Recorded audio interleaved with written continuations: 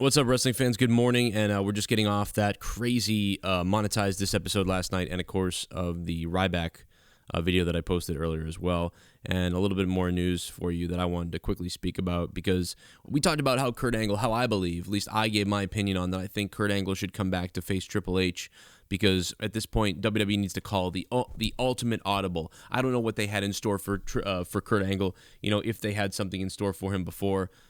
Or if he was just going to be at the Hall of Fame. I always found it hard to believe he was just going to be at the Hall of Fame. That seems ridiculous to me, that you would not utilize Kurt Angle at WrestleMania 33 in Orlando, Florida. It just seems crazy to me that they wouldn't. But now that Seth Rollins may be out and can't compete against Triple H, you got to do something, which is unfortunate because nothing will ever be as good as that buildup of the rivalry unless it's a mega match. And the mega match to me is Kurt Angle versus Triple H. However, Kurt Angle has said he wants to face Roman Reigns. He said he was pretty surprised that he got the call about the Hall of Fame in this article from Pro Wrestling Stories, linked up on ProWrestlingInc.com. But he talks about who he wants to wrestle, and as you guys know, I gave my opinion months ago, before anybody else, and you can look it up, before anybody else. I wanted to see Kurt Angle versus AJ Styles at WrestleMania. That is the best possible match. To me, the second best possible match is Triple H versus Kurt Angle. The third possible match, I'm not sure what it is, but I know that it's not what Kurt Angle is going to say here in these comments. He says on who he wants to wrestle, I'm going to have to put AJ Styles up there. He's freaking the best in the business, without a doubt. He talks about Dean Ambrose, the kid.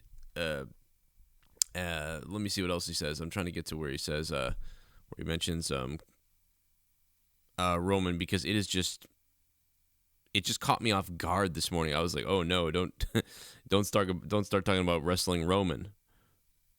People just love putting over Roman, especially anything to do with WWE. He goes, I know this is going to be, this is a quote, I know this is going to be a bit of a surprise, but I really like Roman Reigns. I think he's going to win the fans over eventually. Yeah, if he goes heel, he might. It's only a matter of time. I think he was pushed fairly quickly, and the fans like to see the process. You know, the U.S. title, the Intercontinental title, the King of the Ring, then the WWE title. What is this, 1998? He just went straight up, and I think that's the reason why a lot of fans, some fans, I should say, are rejecting him. So there you go. He talks about really liking Roman Reigns. Now, this article, I mean, it says he wants to face him. I don't know if he really mentioned there that he wanted to face him. In fact, if anything, he mentioned he wanted to face AJ Styles more than anything, which is what I've been advocating for. Get Roman Reigns out of here. Now, listen, can AJ Styles like put over Roman Reigns and make him look great? Yeah, he can. But I mean, rather, can Kurt Angle do it? Yeah, Kurt Angle could probably make Roman Reigns look pretty damn good, but AJ Styles can do it so much better. I would rather see AJ Styles versus Roman Reigns in a no DQ, falls count anywhere, no holds barred type of thing. The problem is they're not on the same show, so that's not going to happen. But, you know, all word is, of course, that we're going to get AJ Styles versus Shane McMahon. Then are we going to get Shane McMahon versus Triple H? All of these things sound like I don't want to see it. I know that, and Shane is crazy. I mean, I know Shane will put up a good match, and he'll go crazy, and he'll do something wild. But, you know, I just don't want to. I also don't want to see Shane McMahon. You remember when he hit his head not that long ago? He did that. He did the coast to coast, and he almost friggin' killed himself. It was crazy. I remember that. I actually forgot about it until it just popped into my head, thinking about Shane's head bouncing off the ground and Randy Orton going out there to tell his kids about it, to be like, he's all right, you know. Not that Orton knew at the time, but it's just a scary thing.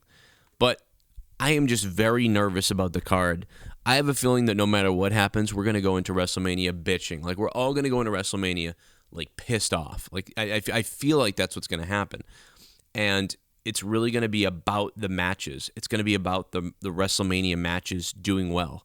It's going to be about the performances. If the performances hit, no matter what the build-up was, no matter what people wanted who to face and what people got injured and it ruined certain storylines, no matter what, if the matches deliver, that's all we'll remember pretty much. And that's all you can hope for. And unfortunately, though, that goes into a mentality that Raw has had. SmackDown has had a weekly consistent show, whereas Monday Night Raw has had this mentality of, or to me, to any viewers with a brain, has seemingly just mailed it in with stupidity every week, but hope that the matchmaking would take them to the promised land, and the pay-per-view or the main event would be the big show. Because I don't give a damn about pretty much all the storylines on Raw for the most part. Sami Zayn has been one of the only people with an interesting storyline on Raw. Sami freaking Zayn, one of the only people with an interesting storyline. And it's like, I don't care about any of this stuff, and then they get to the pay-per-view, and then you're like, oh yeah, this match is great, you know what I mean? But it's like, there was no build-up, there was nothing to get me excited about it other than the match happening. And some people go, well, that's what the indie fans wanted. They just wanted it to be like the indies and everything. And it's like, I don't agree with that, because I'm not someone like that. When I go to like a Top Rope Promotions show or something like that, they build stories. You could film a show and then film another show, and they tell a story every show. And that's great. To me, I want to see that. If I wasn't even commentating there anymore, I might go to shows to see the next story be told. And there's some there's some indie places where it's just about a spot fest or doing a flip flop, and then in the middle of the match, there's a ghost wrestler, and someone gets beaten up by a ghost, and all these stupid, gimmicky, goofy things that are fun when you're there a little bit, but it really it goes against what the business was about. But on Raw, it's not like that. It's not like the indies on Raw. It's just piss poor storylines. The show is still set up to push characters, to push storylines, but what they write is bad. So it's not like the indies, because there's a bunch of indie guys, and they do kind of push the wrestling agenda more than anything. That's true. But that doesn't mean lazy storyline writing is okay. That doesn't mean piss poor booking decisions are okay. It doesn't. And SmackDown is better than Raw. At this point, SmackDown is doing a 6 or 7. Raw is doing a 3, 4, or 5, usually. And Raw sometimes gets a ratings boost. I give Raw higher ratings sometimes just because they have a megastar on the show. Oh, Goldberg's coming back. Brock's coming back. But even Brock coming back is old now. Brock comes back. He says nothing. He walks out there. My client, Brock Lesnar. It's like, okay, I've heard this. It's over. Brock can't save the show anymore, especially when Brock Lesnar shows up in Bumblefuck, Louisiana, or somewhere in St. Louis, or St. Louis actually recently was really good. But you know what I mean, like Little Rock, Arkansas, just someplace. And I'm sorry if these places are great. It's just the shows are bad. The audience that shows up to them are terrible. The people sit on their hands. It's like they don't even care. It's almost like the kid goes. The dad's like, oh, man, I wish I was at NASCAR right now, whatever this is. Why did they buy a ticket? I have no idea.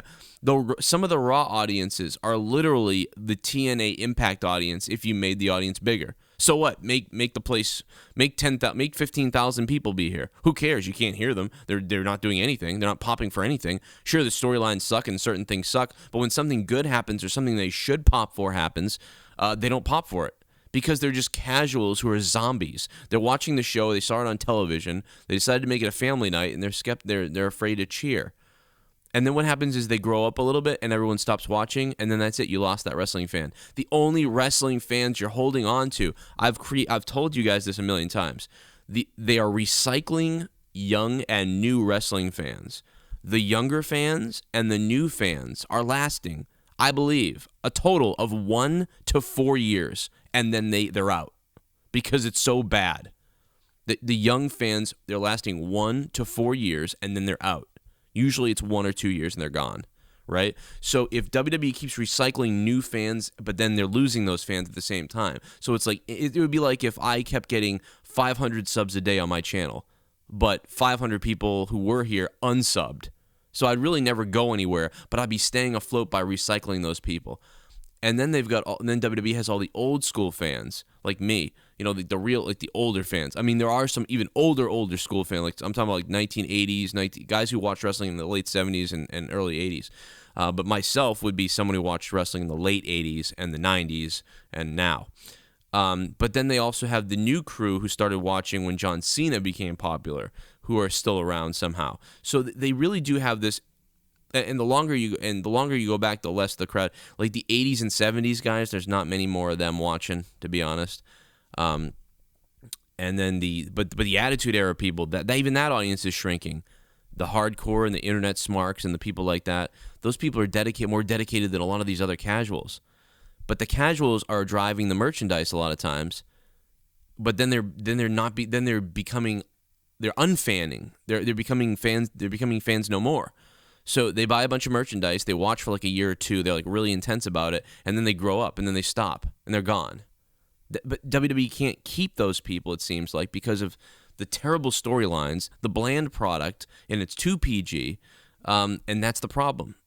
You know what I mean? I mean, they just have to work on capturing someone like, man, I'll never stop watching this. You know, that's so hard to find a fan. Look at me. How much money have I spent on the WWE over my life? How much have I watched? I mean, I am a long-time life fan. In fact, you know what? They would have lost me if it wasn't for YouTube, if it wasn't for doing videos and reviews.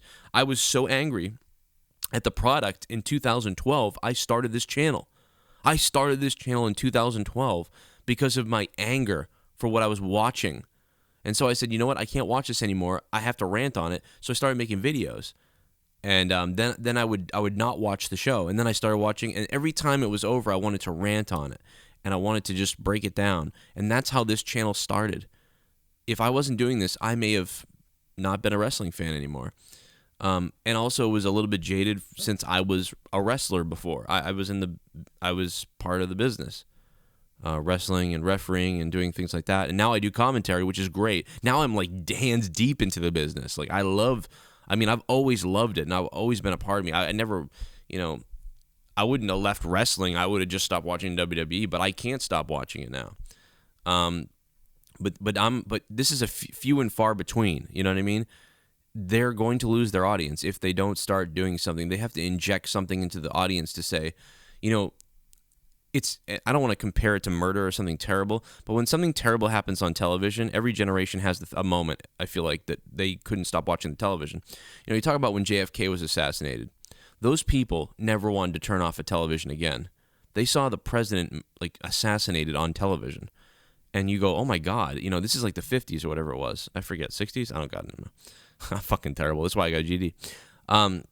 You see that on television, you go, oh my God, we just saw the president die. Like, what the fuck? People, you'd never turn the TV off again. What's going to happen next? Holy shit. This is horrible. This is crazy. It's almost exhilarating to sit around and watch the television. It's a terrible thing that happened, but people just can't stop watching. So those people just never stop watching the TV. No way.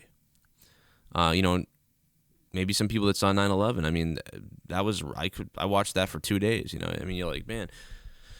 But, we were used to it because there was any time there was an attack or something terrible, you're glued to the TV. So you're already programmed that way. But WWE was like, if you were watching wrestling and you'd become a fan recently or even for a couple of years, or like me, I'd been a fan for 10 years. I saw Mick Foley go off the cage. And listen, I've been a fan for a long time. And I was already a committed fan, okay? But for anybody who wasn't, who had just started watching in the last 2 years or 1 year, when you saw Mick Foley get thrown off the top of a fucking Hell in a Cell, you were like, I am never missing another show. I mean, in the Attitude Era, you saw boobs, the beer, the swearing, the excitement, the unpredictability. You couldn't tell if some things were real or not. Goddamn, Owen Hart died. He fell off the fucking ceiling of the building. Mick Foley would dive off of a Hell in a Cell, then go through the fucking thing, go into thumbtacks. I mean, The Undertaker's character at the time. I mean, just all these things, and you were like, I am never going to fucking turn this off. This is unbelievable. I was a Hulkamaniac as a kid. I was a wrestling fan as a kid. I liked Shawn Michaels. I liked the Rockers. I liked Hulk Hogan. I liked the Ultimate Warrior. I loved the wrestling. Roddy Piper, you name it. Even NWA and Ric Flair. But I'll tell you what, when the Attitude Era happened, it was like, what the fuck are we watching? This is crazy. It went to another level that, they'll just never get to that again. But if you experienced that 1 to 3 years, you just, there's no way you didn't watch for at least another 5 years or 6 years or more. It generated most of the fan base that is listening now. A chunk of it. Can you imagine if you took away everybody who watched the Attitude Era? If you took away the fan base that watched the Attitude Era, that's probably 25% of the WWE audience right now. That's horrible. That's terrible.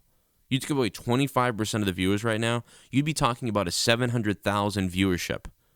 800,000 people watching Raw, 800,000 people watching. That's almost fucking TNA numbers at their best. And you would be relying on recycled fans who are temporary fans who recycle in and out over the years. And then you're left with the second strongest group besides the temporary fans, the new fans, casuals. They're all kind of rolled into one lump. You'd be talking about the Attitude Era fans, and then the what's the era that I hated? I didn't hate it, but I wasn't a big fan of it. Oh my God, what's the damn era? What's the John Cena? Ruthless aggression. That's what I'm looking for. Ruthless aggression, which is like their way of trying to be like, we're ruthless aggression, but it's like not the Attitude Era. It was a good time though, but I just at the time I was actually. I think the reason why the Ruthless Aggression era I give it so much crap is because, I mean, I'd give anything for that right now over what we're watching now. But I think it's because like I saw that they were taking this turn and I didn't like it. I missed the Attitude Era. It wasn't quite the same, and so that was my issue. But God, little did I know. I wish it at least stayed that way. But there's a lot of those fans because a lot of people started watching wrestling towards the end of the Attitude Era because they picked up on it late when WWE really shot up to the moon in 99 and 2000. And 99 and 2000, you're already past the time of like, Shawn Michaels giving a simulated BJ in 1997, all the real hardcore stuff happening in 1998. And then by 99, they tried to get a little more cartoony but still remain with that edge, and they did.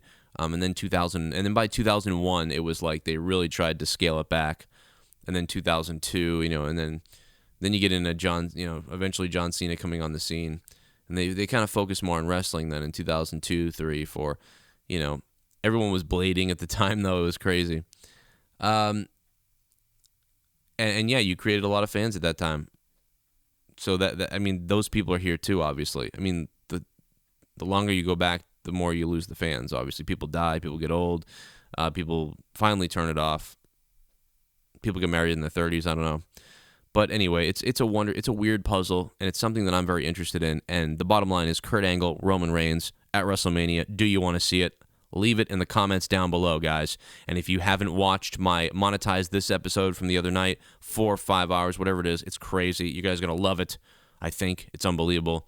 It's episode 97 to Monetize This. On the left, click on it. And if you don't want to watch that, check out this recent video I just made about RYBACK this morning. Click on that on the right. And if you're new to the channel, don't forget to subscribe or you'll miss on my daily videos about wrestling and everything else. So please click that subscribe button, that round circle at the top right now. Make sure you subscribe. My name is Joe Cronin. Hit me up on Twitter at Joe Cronin JCS.